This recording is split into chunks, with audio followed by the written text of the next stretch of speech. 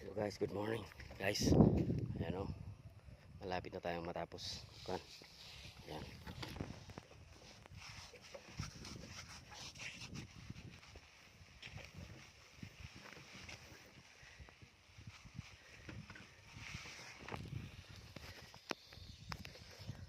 Ayan guys, spray natin dahil nasisira yung mga kamote natin guys. Oh.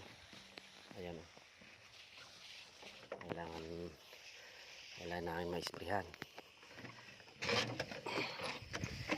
guys. Tayo ay malapit na matapos guys. Ayan.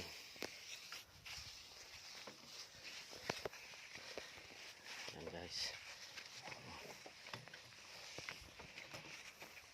kailangan natin magsikap dahil wala tayong makikita kung tambay-tambay lang tayo.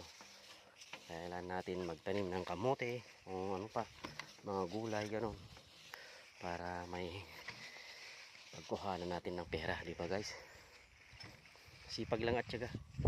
Ayan, malapit nang matapos yung pag-spray natin guys ng kamote. Sana magiging successful itong mga ng ating kamote guys. Oh. Ayan guys. Oh. Oh. Kailangan natin kasing isprihan yan para mas maganda, para magandang ibunga. Di ba guys? Okay guys, see you.